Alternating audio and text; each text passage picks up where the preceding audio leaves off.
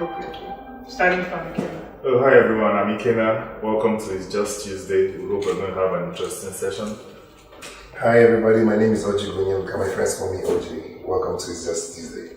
Excellent. Okay, so let's jump right into it. I'm in quite good company, and we're going to have a really informative conversation. So let's get right into it. Actually, there's a lot on the foreign policy scene now, but let's zoom out a little bit and talk about the structure that's supporting everything that we're going to talk about. Let's talk a little bit about foreign policy governance in Nigeria. We keep hearing about these ambassadors that have not been approved, and we keep hearing about these structures that seem to be clashing. Could you talk a little bit? Could you share some light on what's going on, Ken? Well, basically, the foreign minister hasn't really driven the process of redeploying ambassadors. Most of them they were appointed. Appointed in September. They've not yet gotten their letters of agreement. Agreement is like an exchange that requires a host country to accept whoever you're posting as ambassador to this country. So even those that have their agreement already, they've not yet been deployed to various issues, finance and a lot of things. It's really not inspiring that some of our missions don't have ambassadors. And some of those missions have not been ambassadors for the past 2 years. That's not very, very good. And the foreign minister, too, has not shown leadership in certain issues. We don't still know what the foreign policy trust of the Buhari administration is. Why is that important? Well, it's important so that we can know the ambassadors who also is servants in other countries can actually drive the process. For example, in the Abiola regime, we had the issue of citizen diplomacy drafted out by Ojugo. In the Jonathan regime, we had the issue of foreign direct investment, which was by the late Benga Shiro, then later on Ambassador Buhari and other ministers, Abiola. But we can't really say what the foreign policy trust of this administration is.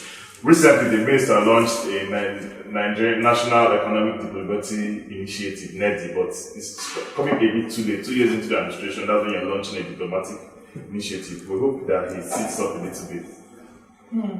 OJ, just kind of piggybacking from what Ikenna just talked about. Is this kind of fluidity in foreign policy governance normal for a government? I mean, just thinking back in Nigeria's history. Every government must be able to say, this is the direction I want to go to. I want to go. Like he said, the government of Yar'Adua had citizen diplomacy. The government of Jonathan actually had 3. Consular affairs, which was remixed. That's the citizen diplomacy we're talking about. It was improved on. We had visibility. And then we had foreign direct investment. Visibility under President Goodluck Jonathan, Nigeria was able to get at least 30 seats, international positions. Some of them are appointments, some of them are elections. What is the foreign policy trust of this government? It's 2 years, going to 3 years now. We can't find any. And that's why we find out that there's no foreign policy trust, there's no enthusiasm to send ambassadors out. And even if you send them out, what exactly are you sending them out to go and do? But it's just the first time that we've had ambassadors list not being quite cleared, or some vacancies in different consulates. I mean, has this happened before? I mean, is this entirely like a new thing? I stand to be corrected. I don't think there's been any president who has not had ambassadors for 2 years. I don't think there's any. This is the first time, it's unprecedented in the history of Nigeria, that for 2 years, as a sitting governor, as a sitting president, you don't have ambassadors who will push your agenda to the national community. It has never happened. And to my mind, I think it's gross irresponsibility and lack of vision. Do you agree with the assessment? Yes, I do, because I recall in 2012, that's when the new set of ambassadors were posted by the newly elected government, Jonathan regime.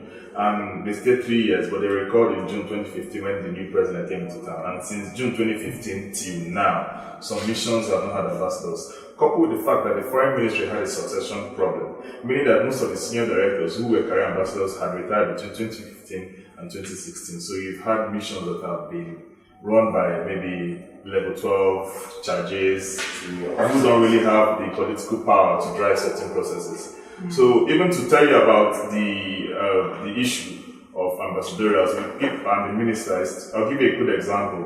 We recently, OJ spoke about elections into international organizations. We recently ran a very, very, very uninspiring election. I don't say disastrous, into the AU security, AU Commissioner for Security, and we failed because I don't think the minister did the right thing. First of all, Jeffrey Onyema, the honorary minister, ran for elections when he was in Whitehall.